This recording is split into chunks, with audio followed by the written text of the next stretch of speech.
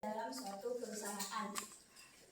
Jadi puncak merupakan tingkat kepemimpinan tertinggi yang ada di dalam suatu organisasi ataupun di dalam suatu perusahaan yang memiliki wewenang untuk menentukan arah dan kebijakan organisasi. Jadi pada tingkat ini seorang pemimpin memiliki tanggung jawab yang besar dalam mengarahkan organisasi ataupun perusahaan yang dia pimpin agar dapat mencapai tujuan yang telah ditetapkan. Jadi di dalam suatu organisasi atau dalam suatu perusahaan itu pasti ada tingkatan atau jabatan puncak yang jabatan tertingginya itu diduduki oleh pemimpin.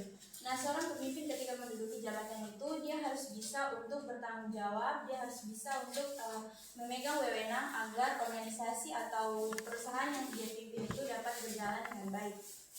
Oke, bentar saya tambahkan. Nah, namanya puncak betul yaitu apa? Yaitu kekuasaan tertinggi yang dipegang oleh direktur utama atau sering juga disebut chief executive officer atau sering juga disebut sebagai pimpinan utama, ada menyebutkan presiden perusahaan. Nah, pimpinan tertinggi ini apa? Yaitu yang bertanggung jawab terhadap keseluruhan industri, bisnis, atau perusahaan yang dipegang. Dia bertanggung jawab terhadap pencapaian tujuan, sasaran, kinerja, arah kebijakan organisasi, dan lain sebagainya. Nah, biasanya kalau berada di puncak berarti apa? Dia menggunakan kekuasaan dan kewenangan serta otoritas yang dimiliki. Untuk apa? Melakukan kontrol pengendalian dalam organisasi, melakukan evaluasi terhadap pencapaian keberhasilan organisasi, melakukan umpan balik dalam perbaikan-perbaikan organisasi serta peningkatan, dan juga melakukan upaya dalam pengambilan keputusan. Nah, namanya puncak, dia juga melakukan perencanaan dalam melakukan perencanaan organisasi seperti perencanaan dalam program-program kerja yang ada dalam perusahaan atau bisnis. Lalu selain itu dalam keputusan biasanya menentukan tujuan dan nilai sasaran.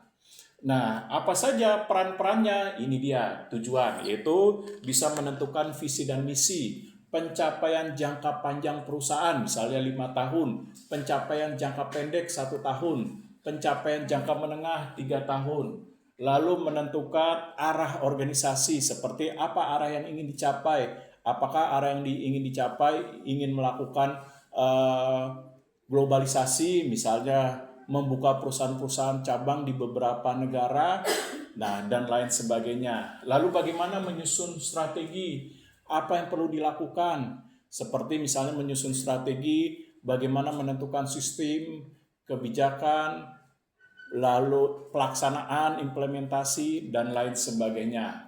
Upaya-upaya dalam pengambilan keputusan apa yang dilakukan? Apakah dia meminta pendapat, masukan dari para manajer, para karyawan, melakukan desentralisasi ataukah sentralisasi, dan lain sebagainya. Lalu bagaimana mengawasinya? Memberikan kepercayaan nggak kepada para manajer untuk membantu dalam pengawasan terhadap pencapaian keberhasilan organisasi dalam mencapai kinerja dan meningkatkan performa. Nah, serta melihat hubungan, yaitu apa? Kemampuan organisasi dalam menjalin kerjasama dengan stakeholder. Nah, siapa stakeholder? Yaitu pihak-pihak yang berkepentingan dalam organisasi, baik itu pemerintah untuk menarik pajak, misalnya untuk menentukan dan menetapkan peraturan yang sehat dalam persaingan, misalnya. Lalu dalam masyarakat, bagaimana nih menjalin kerjasama terhadap produk-produk yang dihasilkan? Memenuhi gak? Ya silakan. Memenuhi tidak? Misalnya standar kualitas. Nah, berdasarkan misalnya SNI. Kalau produk itu ya silakan. Makanan, kesehatan memenuhi tidak? Berdasarkan Badan Pengawasan Obat dan Makanan. Lalu mitra kerja, kemampuan untuk bekerja sama dengan misalnya para supplier atau pemasok. Bagaimana memperhatikan konsumen, bagaimana memperhatikan terhadap persaingan, dan lain sebagainya. Oke, lanjut. Selanjutnya ada tanggung jawab. Jadi pemimpin dalam suatu organisasi atau dalam suatu perusahaan itu dia memiliki tanggung jawab. Antara lainnya, yang pertama ada menetapkan visi dan tujuan organisasi. Yang artinya pemimpin ini dia menentukan arah masa depan organisasi ataupun arah perusahaan yang sedang ia pimpin untuk kedepannya. Apakah supaya dia bisa mencapai target yang ingin dicapainya. Dan yang kedua, mengarahkan kegiatan organisasi agar berjalan sesuai dengan rencana. Yang artinya pemimpin ini dia memastikan semua kegiatan berjalan dengan baik dan sesuai dengan arahan yang diberikannya. Oke, sebentar. Nah, menetapkan visi. Visi ini apa sih? Bicara impian, harapan, dan keinginan yang ingin dicapai perusahaan dalam jangka waktu yang panjang. Biasanya ada yang mencapai 5 tahun, 10 tahun, ada yang 15 tahun, bahkan lebih. Nah, tergantung dari mana nih? Tergantung dari kemampuan perusahaan. Setiap perusahaan memiliki kemampuan yang berbeda-beda. Kalau perusahaan kemampuannya semakin baik, sumber daya organisasinya juga semakin baik, maka kemampuan dalam menciptakan impian, harapan, dan keinginannya akan semakin lebih cepat. Nah, dalam visi ini apa? Visi ini nanti akan dibuat organisasi sebagai apa? Motivator dalam mencapai impian. Oleh sebab itu, visi itu apa? Harus apa? Bisa direalisasikan, diwujudkan. Lalu berupa nilai, ya silakan. Berupa nilai future, masa depan. Lalu apa lagi visi? Selain masa depan, membawa harapan. Lalu apalagi visi? Memiliki, silakan di depan, kan telat masa di belakang. Memiliki tolak ukur, tolak ukur dalam pencapaian dan keberhasilan. Nah, visi itu apa? Harus bisa dievaluasi. Nah, ini dia visi. Nah, selain visi itu apa? Perusahaan juga harus menguraikan misi. Ya, waalaikumsalam. Ya, apa ini misi? Ya, silakan depan. Depan. Oh, udah telat diizinin masih belakang. Apa ini misi? Misi ini suatu pernyataan yang dibuat oleh perusahaan yang menggambarkan pencapaian hasil yang diuraikan lebih detail. Nah, seperti apa misi itu? Lihat aja tuh. Setelah ada visi B, di bawahnya tuh apa tuh? Misi. Biasanya apa misi? Uraian pencapaian 2000 berapa tuh? Pencapaian masa depan misalnya 2040. Nah, apa 2040 pencapaiannya? Nah, diuraikan lebih lanjut. Nah, terhadap keberhasilan-keberhasilan yang dicapai. Apa pencapaiannya? Nah, apa tolak ukurnya? Nah, ini dia. Ya, silakan.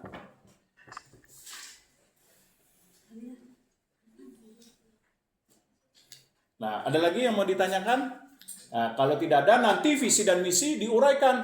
Bagaimana untuk mencapai, misalnya dalam jangka waktu 10 tahun, nanti diuraikan. Setiap tahunnya apa pencapaiannya. Lalu diuraikan, misalnya dibagi jangka menengah setiap 5 tahun. Nah, diuraikan setiap 5 tahun. Nanti dilihat semakin mendekati harapan atau menjauhi dari nilai harapan. Nah, ini dia. Nah, setelah itu yang kedua, mengarahkan kegiatan organisasi. Artinya apa? Untuk bisa mencapai visi dan misi harus ada apa? Program kerja.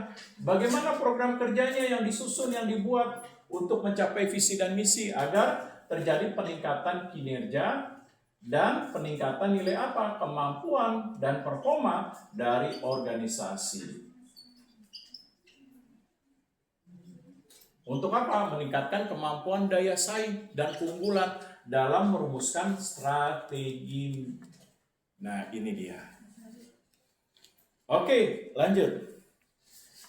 Yang keempat, ada mengambil keputusan yang berkaitan dengan kebijakan organisasi. Jadi seorang pemimpin ini dia harus mampu menentukan pilihan, dia harus mampu menentukan kebijakan yang penting yang sangat berpengaruh pada keberlangsungan organisasi ataupun pada keberlangsungan perusahaan yang sedang dipimpin. Oke, sebentar. Nah, sebelum keempat saya bahas dulu yang ketiga. mengawasi kinerja. Kinerja ini apa sih? Mengawasi tingkat keberhasilan organisasi. Bisa dilihat apa tingkat keberhasilan? Bisa dilihat dari pertama, bagaimana peningkatan nilai penjualan. Nah, seperti apa sih penjualan perusahaan, semakin meningkat atau tidak? Produk-produknya semakin disukai atau tidak? Bagaimana mencapai kepuasan konsumen? Nah, dilihat dari tingkat penjualannya. Produknya bagaimana tingkat penjualan? Nah, dengan melihat secara kuantitas. Lalu apalagi memperhatikan terhadap laba.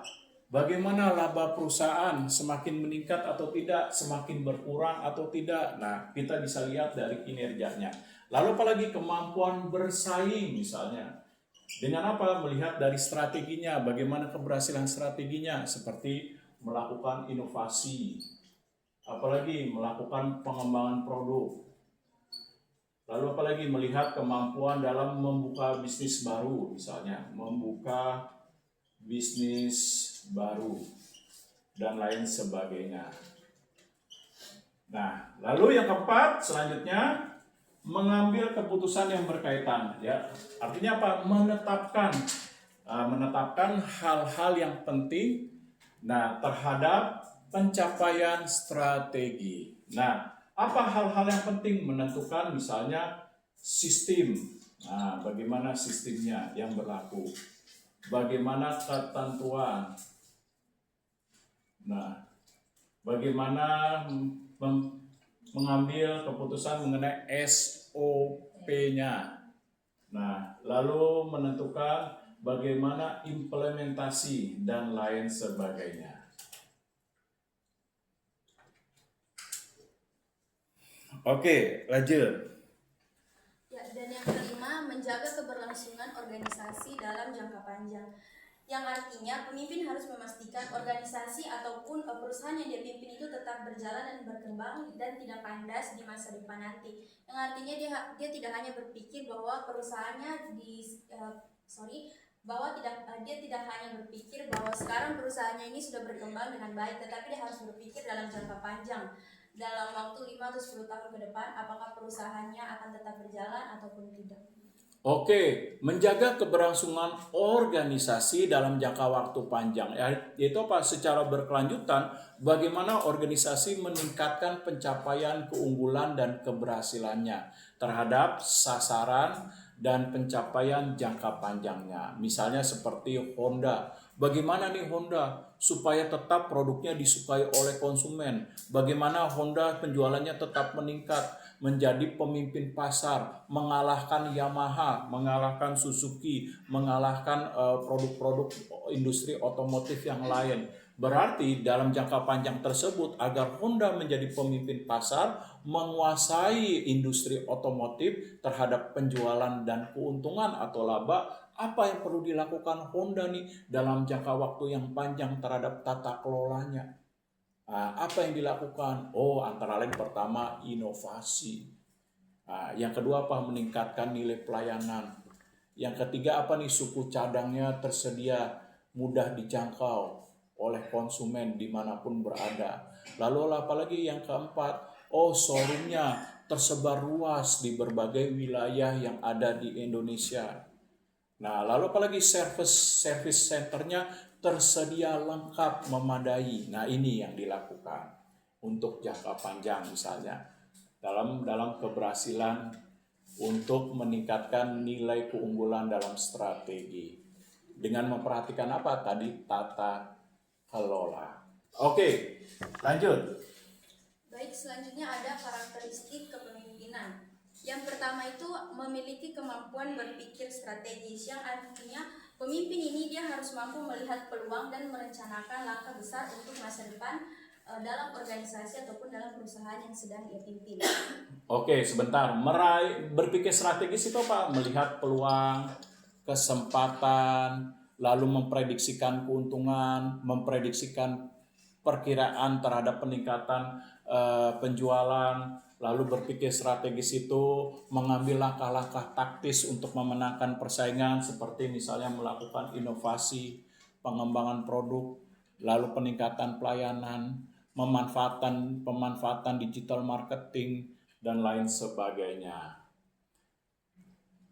Oke, lanjut. Dan yang kedua yaitu memiliki visi yang jelas mengenai masa depan organisasi, yang artinya seorang pemimpin ini dia sudah harus tahu visi dan tujuan ke depan organisasi ataupun perusahaan ini akan dibawa kemana. Oke, memiliki visi yang jelas itu apa? Terarah. Nah, terfokus, bisa diukur, bisa dievaluasi, lalu bisa untuk diwujudkan, direalisasikan. Nah, lalu bisa mencapai sebuah hasil dengan melihat pencapaian kemampuan perusahaan. Nah, inilah yang dinamakan memiliki visi mengenai masa depan. Nah, contoh visinya yang muluk-muluk. Misalnya apa nih visi yang muluk? Di luar kemampuan. Seperti contoh Menteri Hak Asasi Manusia Pigai. Mari kita rebut Presiden Hak Asasi Manusia. Nah, saya mendengar itu sih saya ketawanya apa? Visinya nggak sesuai dengan nilai harapan. Contohnya apa? Di Indonesia aja masih banyak pelanggaran HAM, mau rebut kursi pimpinan tertinggi yaitu organisasi HAM di PBB. Saya bilang, wah, Pigai mimpi nih di siang bolong. Nah, berarti visinya di luar harapan. Nah, kalau sesuai harapan apa? Misalnya ingin mencapai kursi tertinggi HAM, berarti apa? Nah, di Indonesia dimenangkan dulu nih. Jangan sampai terjadi pelanggaran-pelanggaran HAM, prestasi HAM di Indonesia terhadap kejahatan HAM semakin berkurang, semakin meningkat. Sehingga apa? Negara-negara di mata dunia melihat Indonesia, oh Indonesia ternyata bagus nih, bisa menjadi salah satu calon kandidat. Nah, dalam sebagai bursa pimpinan tertinggi di kursi PBB dalam posisi yang menangani hak asasi manusia. Nah, di Indonesia aja masih banyak pelanggaran HAM. Mau merebut, aneh-aneh aja tuh si Pigai. Nah, contohnya. Berarti visi untuk bisa mengenai masa depan apa? Nah, ini harus bisa direalisasi. Melihat kemampuan, lalu melihat kesempatan, melihat peluang. Nah, lalu dapat diwujudkan, bisa diukur, bisa dievaluasi, dan lain sebagainya. Oke, lanjut. Baik, selanjutnya yaitu mampu mengambil keputusan dalam situasi yang kompleks. Seorang pemimpin dia harus bisa memiliki sifat yang tenang, karena ketika dia diperhadapkan dengan masalah ataupun dia dalam situasi yang buruk, dia harus tetap bisa memilih pilihan yang baik untuk keberlangsungan organisasi ataupun perusahaan yang dia pimpin. Dan selanjutnya memiliki kemampuan komunikasi yang baik. Memiliki kemampuan komunikasi yang baik. Jadi seorang pemimpin ini harus memiliki skill komunikasi yang baik supaya dia bisa membangun hubungan ataupun relasi dengan rekan-rekan bisnisnya ataupun dengan mitra kerjanya, agar perusahaan atau organisasi yang dia pimpin ini bisa dikenal lebih luas. Oke, sebentar. Nah, yang ketiga dalam karakteristik pemimpin apa? Mengambil keputusan dalam situasi yang kompleks. Artinya, pemimpin harus bisa mengambil keputusan secara tepat, melihat keadaan, situasi, kondisi, dan juga mengetahui sumber-sumber masalah yang terjadi. Sehingga apa? Dapat mengambil keputusan yang tepat dalam menciptakan problem solving atau pemecahan masalah. Nah, oleh sebab itu, pemimpin harus kreatif untuk mengembangkan berbagai solusi-solusi dalam menghadapi permasalahan, menciptakan berbagai macam bentuk terobosan dengan melihat apa? Tingkat risiko, tingkat manfaat, dan lain sebagainya. Nah, selanjutnya kemampuan komunikasi. Artinya apa? Pemimpin dalam melakukan tata kelola komunikasinya harus jelas, seperti sesuai dengan fakta pada saat informasi disampaikan, sesuai data, memiliki kemampuan dalam mempengaruhi orang lain secara persuasif. Lalu apalagi dalam komunikasi, lalu kemampuan dalam hal berdialog, berdiskusi. Nah, mampu menyampaikan informasi dengan jelas, terstruktur dia. Lalu mampu menguraikan secara detail dan rinci, lalu mampu menjelaskan uraian-uraian dari masalah. Nah, lalu mampu juga berpikir secara kritis, sistematis, dan lain sebagainya. Lalu komunikasinya tegas, jelas. Nah, oke, lanjut. Yang terakhir yaitu mampu memotivasi anggota organisasi. Seorang pemimpin dia harus mampu memberikan dorongan, harus mampu bisa memberikan semangat kepada karyawan ataupun kepada bawahannya agar mereka dapat termotivasi dan dapat bekerja dengan baik di dalam organisasi ataupun perusahaan yang sedang dia pimpin. Oke, memotivasi ini apa? Bisa menginspirasi para pekerja dan manajer, menjadikan dirinya apa? Sebagai panutan, contoh, role model dalam tindakannya sehingga bisa mempengaruhi orang lain. Lalu memperhatikan kesulitan-kesulitan terhadap para pekerja, mampu memberikan terobosan, solusi, lalu dalam memotivasi memperhatikan kebutuhan, kesejahteraan para pekerja dan manajernya. Inilah tata kelola yang harus dimiliki sebagai seorang pimpinan atau direktur utama. Oke, lanjut. Selanjutnya adalah tata kelola. Tata kelola merupakan suatu sistem yang digunakan untuk mengatur dan mengendalikan suatu organisasi agar bisa berjalan secara efektif dan efisien. Oke, bentar. Nah, secara efektif dan efisien ini apa? Berarti harus apa? Mengikuti ketentuan, mengikuti aturan, mengikuti regulasi, serta memperhatikan terhadap budaya organisasi,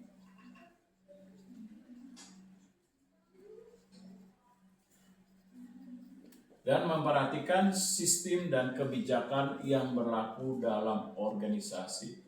Nah, sehingga mampu melakukan tata kelola dengan tepat. Nah, seperti apa tata kelola dengan tepat? Tata kelola dalam pengambilan keputusan, tata kelola dalam pengelolaan sumber daya, tata kelola dalam pengendalian, tata kelola dalam evaluasi, tata kelola dalam perencanaan, tata kelola dalam pelaksanaan program kerja. Nah, sehingga dapat dilakukan secara tepat dan efisien. Efisien ini apa? Bukan bicara pelit. Nah, tapi apa? Memaksimalkan sumber daya dalam organisasi. Seperti adanya anggaran. Anggaran yang dimiliki perusahaan itu dapat dimanfaatkan secara optimal untuk peningkatan tata kelola dalam apa? Mencapai keberhasilan kinerja. Seperti apa, Pak? Contohnya mendorong laba, mendorong peningkatan penjualan, mendorong peningkatan kemampuan bersaing,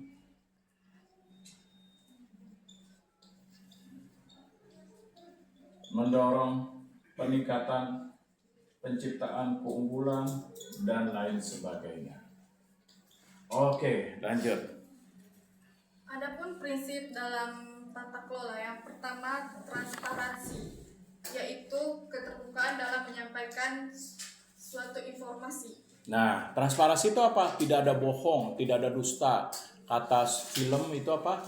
Ada film dialognya, jangan ada dusta di antara kita. Nah, berarti apa? Jangan ada kebohongan, jangan ada datanya ditambah-tambahin, dilebihin. Nah, datanya harus apa? Bersifat apa adanya, sesuai dengan keadaan, kondisi, fakta yang terjadi. Jangan dilebihkan, jangan dikurangi. Nah, ini dia. Tapi sesuai dengan realitas, kenyataan yang terjadi. Nah, sehingga datanya itu kalau tepat itu apa? Bisa mengambil keputusan dengan baik. Nah, kalau datanya tidak tepat berarti apa? Banyak kebohongan sehingga sulit dilakukan pengambilan keputusan yang baik. Contoh misalnya laporan nih mengenai strategi untuk menciptakan siswa di Indonesia agar cerdas. Misalnya melalui program makanan bergizi gratis. Nah, program di kepala badan gizinya melaporkan, Pak, selama ini masyarakat Indonesia khususnya pelajar, peserta didik dari SD sampai SMA sudah diberikan, Pak, makanan bergizi gratis. Ini laporannya. Setiap hari kita motong sapi dan motong ayam. Kenyataannya boro-boro. Nah, paling tempe, tahu, keripik yang tipis-tipis, sukro yang cuma 5 biji, Nah, dibungkus plastik. Nah, kalau nggak sesuai kenyataan laporannya apa? Berarti bisa salah ngambil keputusan. Kayak Prabowo itu salah, ya udah pertahankan. Nah, padahal kenyataan di lapangan nggak sesuai. Banyak yang kena racunan makanan. Iya, 7.000 siswa tuh kurang lebih sudah terkena. Nah, berarti kan kalau nggak sesuai laporannya berarti apa nih? Nah, terjadi kesalahan dalam pengambilan keputusan. Kayak presiden salah, udah teruskan saja. Nah, ini dia. Padahal kenyataan lapangan nggak sesuai dengan eh, nilai realitasnya dengan harapannya. Nah, ini yang terjadi. Oleh sebab itu, informasi harus transparan, terbuka, apa adanya sehingga bisa dievaluasi dengan tepat. Nah, oke, lanjut. Yang kedua, akuntabilitas, yaitu tanggung jawab terhadap setiap keputusan yang telah diambil. Nah, akuntabilitas yaitu apa? Tanggung jawab. Yaitu apa? Bahwa informasi tersebut benar gak sih dapat dipertanggungjawabkan sesuai keadaan, sesuai dengan kenyataan. Nah, sehingga bisa dipertanggungjawabkan siapa nih yang buat laporan. Laporannya dibuat ini benar gak? Jangan-jangan asal aja. Yang penting ABS, asal Bapak senang. Nah, tanpa memperhatikan keadaan, situasi, tingkat kesulitan, tantangan apa yang terjadi. Nah, sehingga apa? Kalau tidak bisa dipertanggungjawabkan berarti apa? Sulit diambil keputusan untuk perbaikan, untuk evaluasi, untuk pengawasan. Nah, untuk itulah dalam tata kelola perlu memperhatikan akuntabilitas. Oke, lanjut. Selanjutnya, responsibilitas, yaitu kepatuhan terhadap peraturan yang telah berlaku. Oke, bagaimana informasi yang disediakan sudah gak mengikuti ketentuan dalam bentuk aturannya, regulasinya, prosedurnya, SOP-nya. Nah, sehingga informasi tersebut benar-benar disampaikan dengan tepat. Nah, sesuai gak mengikuti hal tersebut? Nah, jangan ada nantinya pelanggaran-pelanggaran seperti apa? Informasi yang dilebihkan, informasi yang dikurangi. Nah, sehingga ini tidak menggambarkan kepatuhan. Dalam informasi tata kelola, nah, memberikan laporan harus sesuai dengan kepatuhan. Berupa ini ketentuan, aturan, regulasi, prosedur, dan SOP-nya.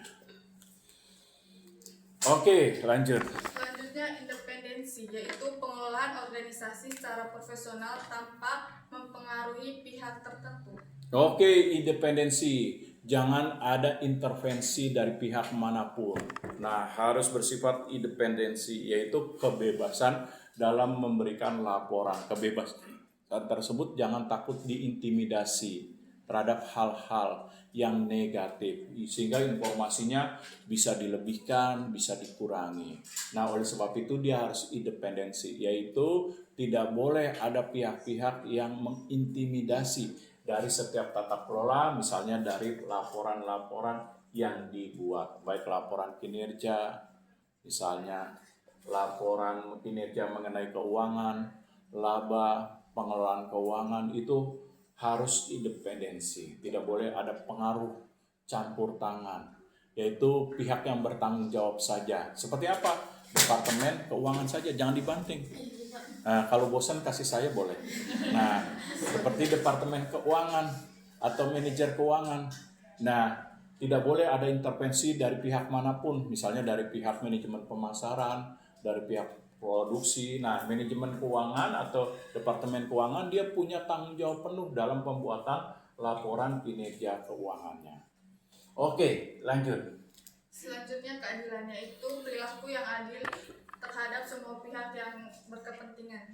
Oke, keadilan yaitu apa? Berlaku adil, proporsional dia. Artinya misalnya contoh dalam pembagian anggaran perusahaan, dalam mendukung program kerja dalam tata kelola untuk mencapai keberhasilan strategi, dia harus bersifat adil, berlaku proporsional. Sesuai dengan apa? Sesuai dengan kinerja, sesuai dengan prestasi, sesuai dengan produksi, sesuai dengan nilai kemampuan, dan lain sebagainya. Nah, oke, lanjut.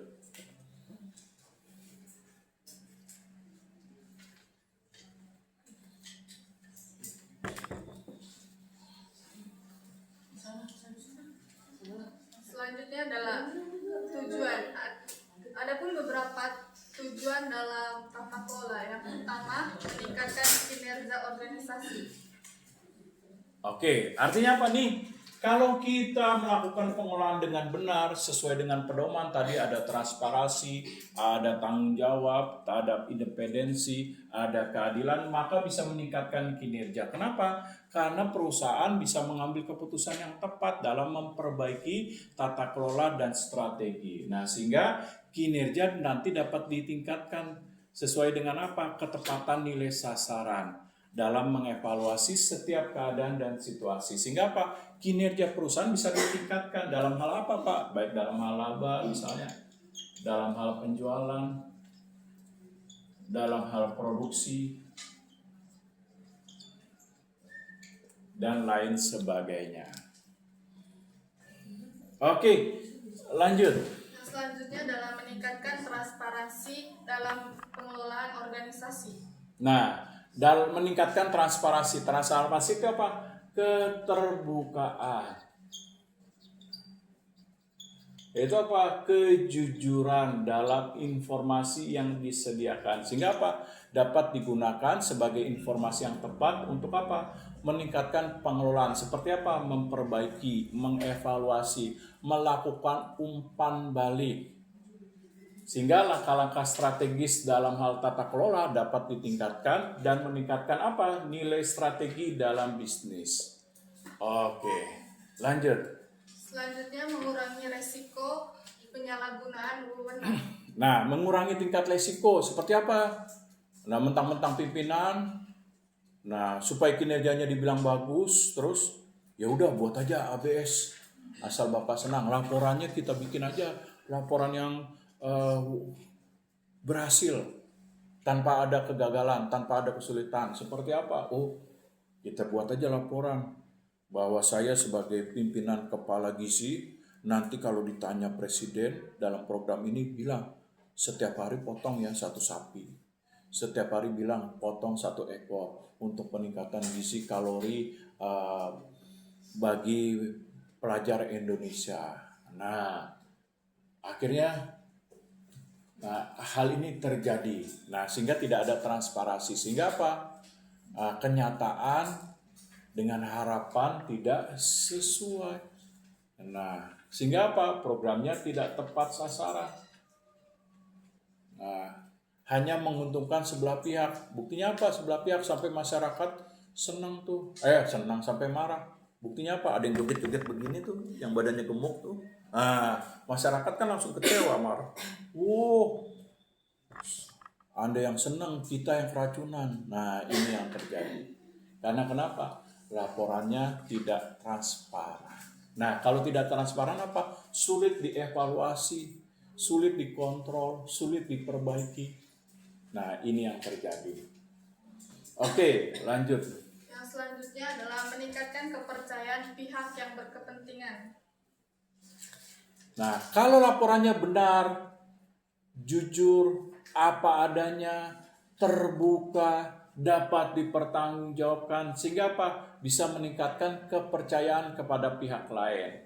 Nah, kalau pihak lain percaya berarti apa? Bisa menjalin hubungan kerjasama dalam jangka waktu yang panjang. Nah, ini dia. Sehingga apa? Kinerjanya dapat ditingkatkan. Lalu image dapat ditingkatkan. Oke, lanjut.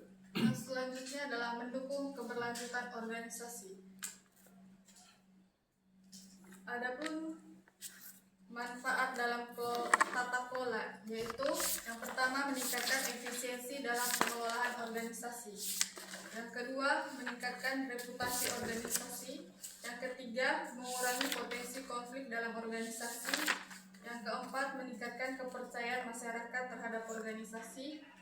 Yang terakhir, mendukung terciptanya organisasi yang transparan dan bertanggung jawab. Nah, inilah manfaatnya kalau tata kelola dilakukan dengan benar. Sumber daya organisasi dapat dioptimalkan, misalnya contoh, kalau MBG ini dilakukan dengan tepat dan benar, dana yang dihabiskan sampai miliaran itu dilakukan dengan benar, tanpa adanya unsur bisnis yang memperkaya beberapa pihak. Nah, kalau itu dilakukan dengan benar dan tepat sasaran, berarti apa? Berdampak luas bagi masyarakat.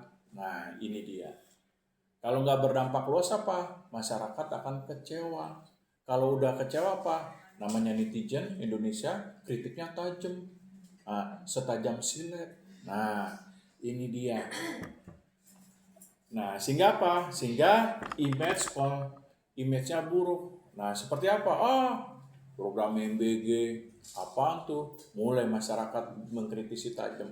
Program makanan beracun gratis, katanya ada yang ngomong gitu. Nah, sehingga apa? Reputasi, image-nya menjadi semakin berkurang. Nah, kalau berkurang apa? Kepercayaan di masyarakat akan hilang. Nah, ini dia. Ya, silakan.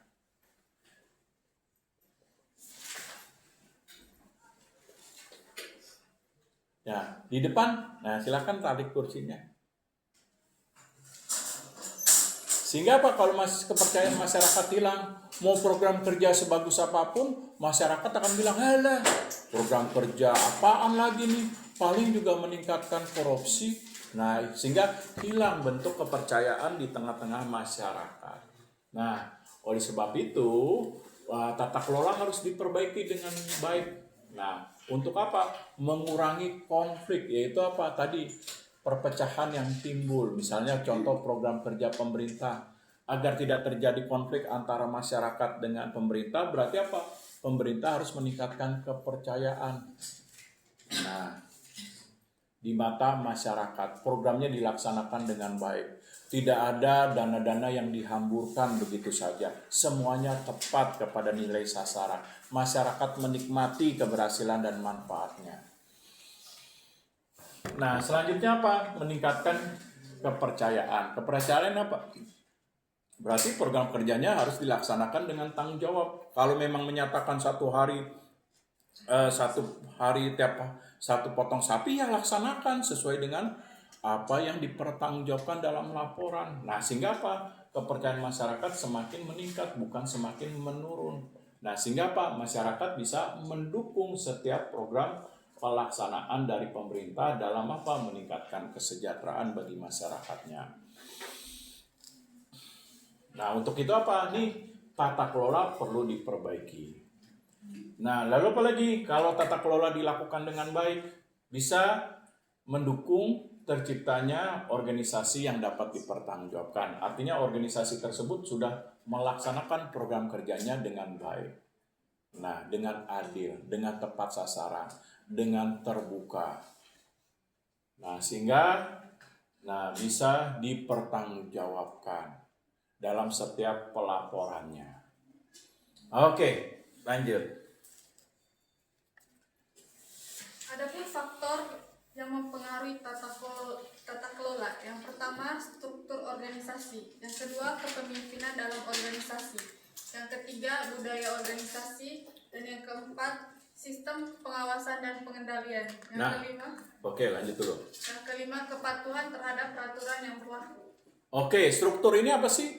Bicara bagaimana mekanisme kerja yang terjadi dalam organisasi, seperti pengaturan kekuasaan, kewenangan, pengaturan terhadap nilai informasi, komunikasi yang terjadi, pengambilan keputusan, bagaimana gaya kepemimpinan, pembagian tugas dan kewenangan serta tanggung jawab. Nah, inilah struktur organisasi. Nah, struktur organisasi bicara kepemimpinan juga. Apa nih kepemimpinan dalam tata kelola?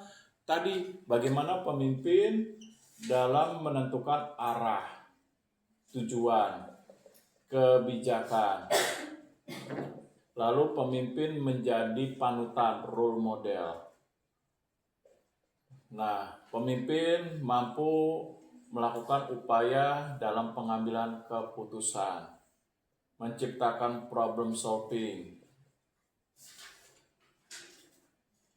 dan lain sebagainya. Nah, inilah yang harus dimiliki kepemimpinan dalam tata kelola. Oke, lanjut. Sebentar, budaya belum ya? Budaya. Bagaimana nih budaya? Budaya artinya nilai apa yang mau diciptakan dalam budaya. Apakah nilainya ingin diciptakan kepatuhan, ketaatan, apakah budaya organisasi berdasarkan inovasi seperti Yamaha, budaya organisasi mengedepankan dengan nilai yang didengungkan yaitu inovasi di depan. Nah, berarti apa? Dia menginginkan inovasi, yaitu produknya selalu unggul, berkualitas, lalu menjadi pemimpin dalam pengembangan produk. Nah, ini dia budaya organisasi. Lalu apalagi budaya organisasi, misalnya contoh dalam militer.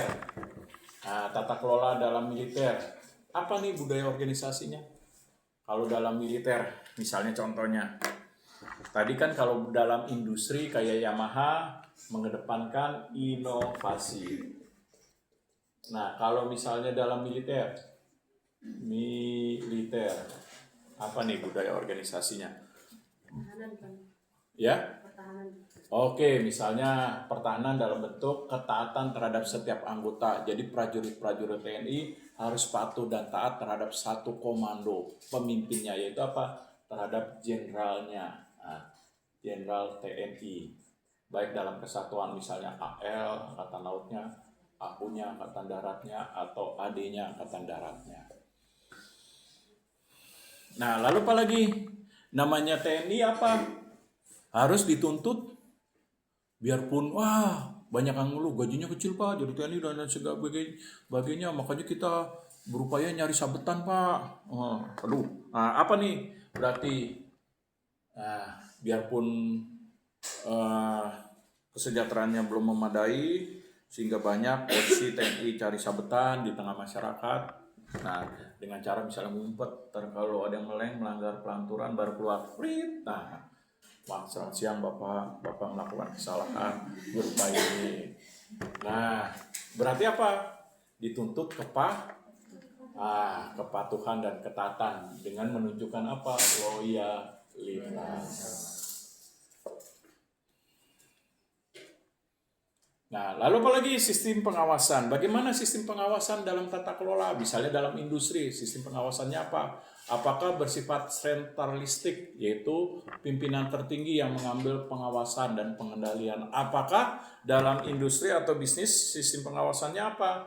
Bersifat desentralisasi, saya memberikan kewenangan kepada manajer produksi. Manajer produksi, saya berikan kepercayaan kepada Anda, ini SK-nya, untuk mengawasi bagian produksi dalam menghasilkan produk barang, di mana Anda harus melakukan pengawasan terhadap setiap mutu maupun terhadap kuantitas. Ini ya SK Anda. Nah, ini dia dalam bentuk sistem pengawasan dan pengendalian.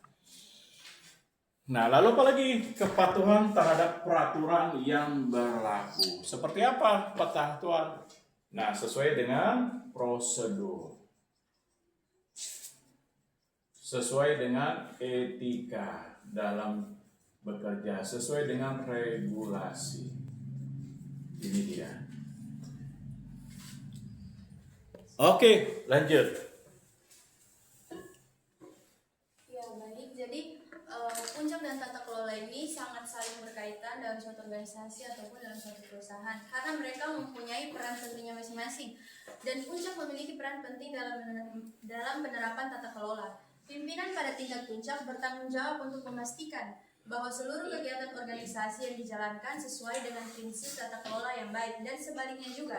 Tata kelola yang baik sangat membantu pemimpin dalam mengelola organisasi ataupun perusahaan yang dia pimpin, jadi secara lebih efektif dan juga transparan. Jadi dengan adanya tata kelola yang baik, maka proses pengambilan keputusan dapat dilakukan lebih terstruktur dan bertanggung jawab. Dan pada penerapannya, dalam praktik, tata kelola diterapkan melalui berbagai mekanisme, seperti sistem pengawasan, audit internal, serta laporan pertanggungjawaban. Organisasi juga biasanya memiliki aturan dan prosedur yang jelas dalam menjalankan kegiatannya, dalam menjalankan kegiatan operasionalnya. Penerapan tata kelola yang baik dapat membantu organisasi dalam meningkatkan kinerja serta kepercayaan dari berbagai pihak yang berkepentingan. Oke, jadi kalau kita bicara tata kelola, ada keterkaitan hubungan dengan pimpinan. Artinya apa? Kalau pimpinan itu benar, bertanggung jawab, amanah, menjalankan peran dengan baik, melaksanakan tugas-tugas kepemimpinan dengan benar, dalam melakukan perencanaan, keputusan, pengendalian, dan evaluasi, tentu akan menciptakan keberhasilan dalam tata kelola.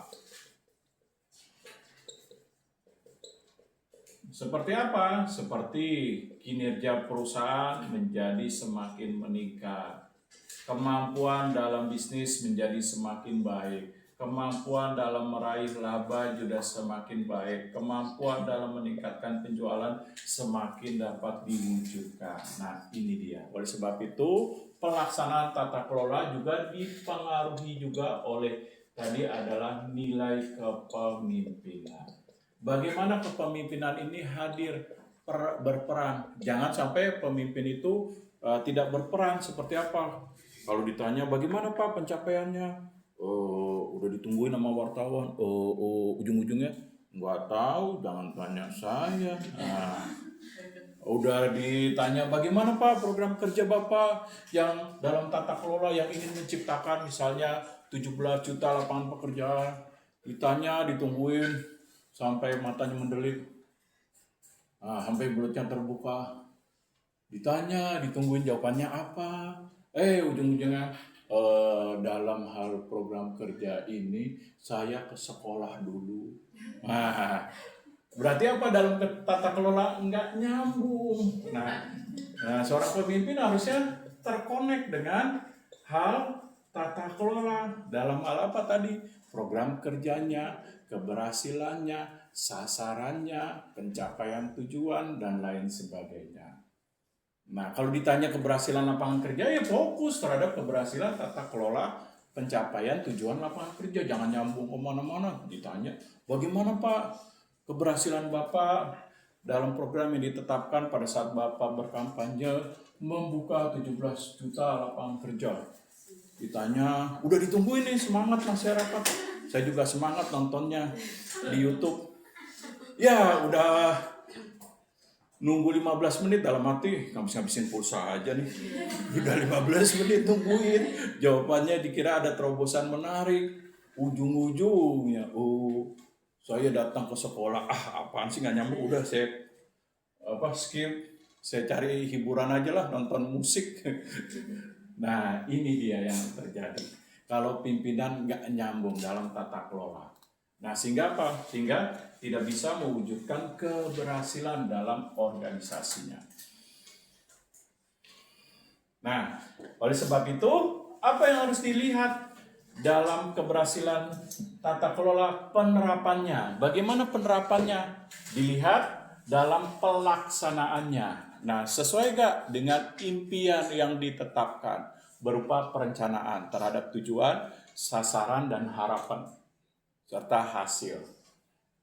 Nah, oleh sebab itu tata kelola perlu dibangun apa nih? Kekuatan dalam pencapaiannya, dalam pengelolaan bisnis seperti dalam sistem, ketentuan aturan dan mekanismenya, kebijakan perusahaan, pengawasannya, kontrolnya, bagaimana otoritas kewenangan, pengambilan keputusan, serta memberikan evaluasi. Nah, ini harus berperan. Nah, bagaimana kerjasama dalam perusahaan, baik terhadap karyawan, manajer, pimpinan, sehingga dapat melakukan koordinasi dengan baik, nah, supaya bisa dievaluasi dalam perbaikan-perbaikan. Nah, sehingga nantinya apa? Tata kelola bisa ditingkatkan dan mencapai pencapaian kinerja yang optimal dalam produktivitas. Nah, ini dia. Nah, ada yang mau ditanyakan? Silakan. Pak, Ya. hambatan apa aja yang pada puncak dan tata kelola? Hambatannya tadi bisa pertama dari pimpinan. Nah, yang kedua kurang budaya organisasi yang mendukung, seperti tidak adanya koordinasi, tidak adanya komunikasi yang baik, lalu tidak adanya bentuk pengawasan. Nah, ini juga. Lalu budaya organisasi kurang mendorong inisiatif dan kreativitas dalam memperbaiki kinerja. Nah, ini juga bisa menjadi hambatan. Lalu apalagi kurangnya perhatian dan komitmen dari pimpinan dan manajer dalam itikat baik untuk terus-menerus konsisten dalam memperbaiki tata kelola. Nah, ini menjadi hambatan dan tantangan. Lalu apalagi kurangnya kepekaan yang dibangun baik terhadap pimpinan, para manajer, dan karyawan. Untuk apa? Untuk terlibat bersama-sama dalam meningkatkan motivasi untuk perbaikan terhadap tata kelola. Nah, ini bisa menjadi hambatan. Nah, sudah paham atau mau ditanyakan yang lain? Silakan. Oke. Oke.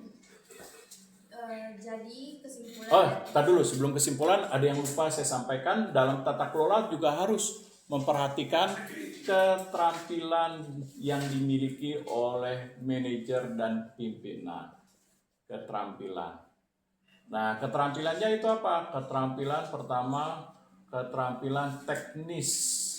Yaitu apa? Keterampilan dalam pelaksanaan pengelolaan perusahaan, seperti mengedepankan efisiensi, mengedepankan nilai efektif, mengedepankan inovasi, mengedepankan dalam orientasi masa depan, mengedepankan dalam pengembangan produk, mengedepankan terhadap transparansi, tanggung jawab, keterbukaan, dan keadilan. Nah, ini dia. Lalu keterampilan selanjutnya, keterampilan prosedural. Nah, jangan sampai pemimpin tadi tidak memiliki terobosan, inovatif, kreativisme, masa depan, dia tidak memiliki kemampuan berpikir, analisa yang baik. Nah, kalau ditanya selalu,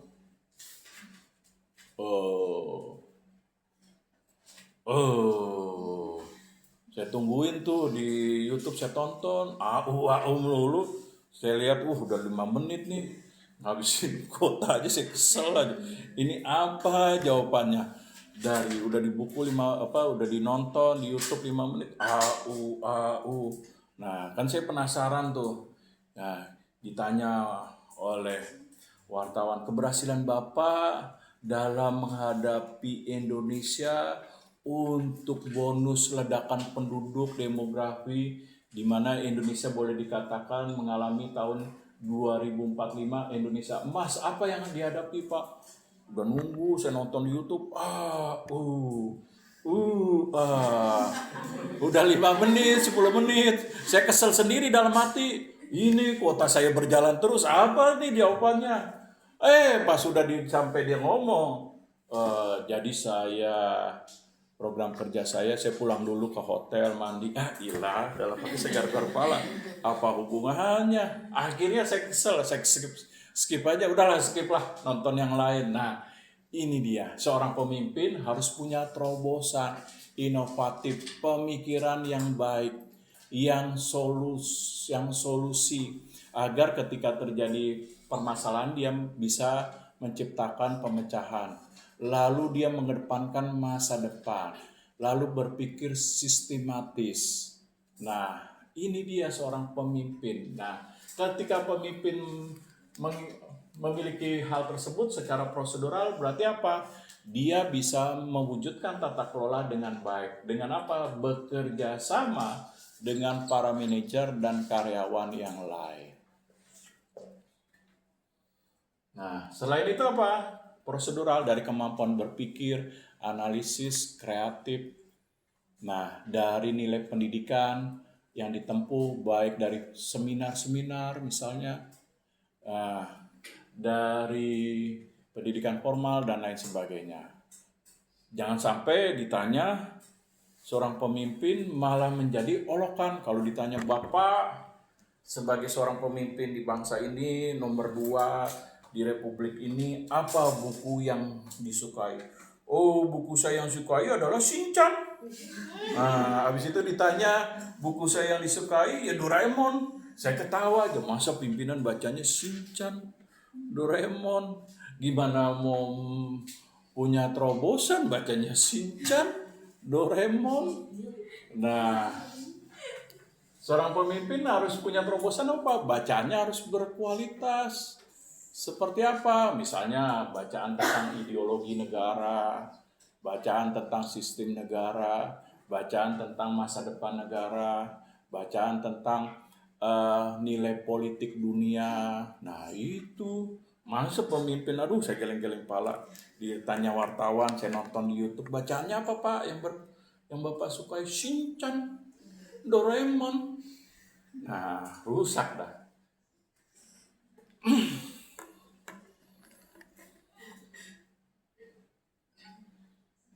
Nah, kalau seorang pemimpin dalam mewujudkan tata kelola yang baik sudah memiliki keterampilan, dia juga harus menjalankan peran. Nah, apa perannya nih? Agar tata kelola bisa ditingkatkan dalam pedoman-pedoman untuk membawa peningkatan kinerja. Nah, apa perannya? Pemimpin tidak boleh lari dalam masalah. Dia harus bertanggung jawab, menciptakan terobosan, menciptakan solusi. Nah, misalnya ditanya, Bapak sebagai wakil presiden, orang tertinggi nomor 2 di Indonesia setelah presiden, bagaimana Pak tanggapan Bapak mengenai banyaknya sekolah-sekolah yang mengalami keracunan Pak terhadap makanan bergizi? Ditanya, bukan saya nggak tahu, bukan saya bukan kokinya. Nah, lagi-lagi dah saya tonton pala, saya pegang rambut aja. Oh pimpinan, jawabannya begitu ya, bukan saya yang masak. Ya tahu, nenek-nenek juga tahu bukan bapak yang masak. Tapi ditanya tanggapannya bagaimana. Nah, dalam hal misalnya tanggung jawabnya, kontrolnya, pengawasannya, jangan ditanya bukan saya yang masak. Ya benar, nenek-nenek juga tahu bukan bapak yang masak. Tapi sebagai orang pimpinan nomor 2, apa sih pengawasannya, bagaimana kok bisa kecolongan? Nah gitu maksudnya. Nah, lalu apalagi perannya sebagai seorang pemimpin dalam mewujudkan tata kelola yang baik? Apa tadi? Apa yang lain nih? Ada yang mau ngasih pendapat? Peran yang lain? Kira-kira? Jangan lupa, sebagai pemimpin apa? Dia harus bisa mengambil keputusan. Dia harus bisa mengambil keputusan yang baik, yang tepat dalam nilai sasaran. Mampu menciptakan kreativitas dalam pengembangan berbagai masalah. Membawa masa depan yang baik. Nah, ini seorang pemimpin. Nah, lalu apalagi mewujudkan nilai pencapaian dan hasil. Nah, jangan sebagai seorang pemimpin, misalnya contoh, udah yang kampanye menciptakan 17 juta lapangan kerja gagal, satu lagi. Kampanye saya, kalau diangkat jadi ketua PSI, saya peras darah saya. Program kerja keberhasilan 50 juta lapangan pekerjaan, dalam arti geleng-geleng pala. Ya silakan. Kakaknya aja 17 juta gagal, adeknya 50 juta. Aduh, saya bilang geleng-geleng pala. Nah, ini dia. Seorang pemimpin dalam tata kelola berarti dia harus apa? Tadi membawa harapan, terobosan, solusi, bertanggung jawab, tampil di depan dan sebagai pengawas, lalu mampu memecahkan masalah, berpikir secara kreatif. Nah, jangan kayak tadi tuh udah nungguin saya nonton, apa nih jawabannya? A. Nah, sehingga apa? Dia bisa melakukan tata kelola dengan tepat untuk apa? Memperbaiki organisasi yang dipimpin sehingga pencapaian keberhasilannya terus berlanjut. Nah, Martinus ya.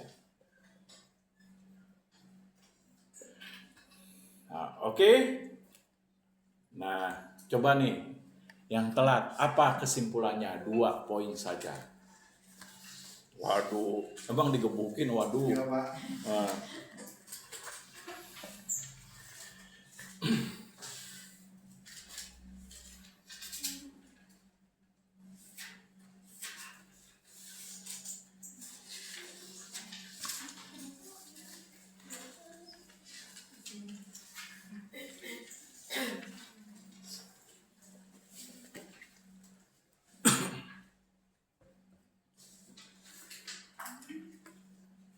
Oh, kalau bingung satu aja tuh, udah saya korting tuh satu. Kayak dagang kan di pasar Senen, 2.000, jangan deh Pak, 2.000, 1.000 ya udah turutin.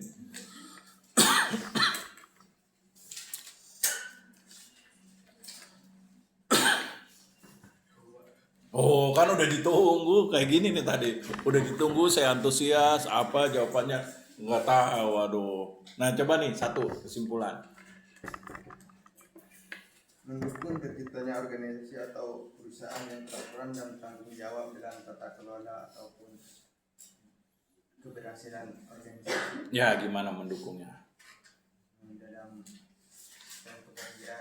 Ya, caranya apa? Jangan lupa untuk mendukung keberhasilan pencapaian tata kelola agar mencapai sebuah hasil dan peningkatan kinerja. Salah satunya upaya yang dilakukan pemimpin dengan memperhatikan pelaksanaan pedoman tata kelola. Berupa apa tadi? Transparansi, akuntabilitas, responsibility, independensi, dan fairness atau keadilan. Nah, itu dia. Nah, coba kesimpulannya satu saja. Nah, saya tuh udah tunggu nih. Jangan nunggu lagi lama, udah antusias, nggak tahu Pak. Dalam tata kelola, kepemimpinan harus memiliki arah, tujuan, dan kebijakan. Oke. Jadi untuk sebagai role model untuk Oke, dalam tata kelola untuk mencapai sebuah nilai keberhasilan harus ada tujuan dan hasil, bisa diukur, bisa direalisasikan, lalu bisa dievaluasi. Sehingga apa? Sehingga bisa untuk dilakukan pengukuran sejauh mana keberhasilannya, sehingga bisa dilaksanakan perbaikan faktor-faktor mana yang perlu untuk diperbaiki. Nah, diambil tindakan untuk umpan balik. Oke, ya, tutup. sekian presentasi dari kelompok kami. Terima kasih kepada Pak dosen. Terima kasih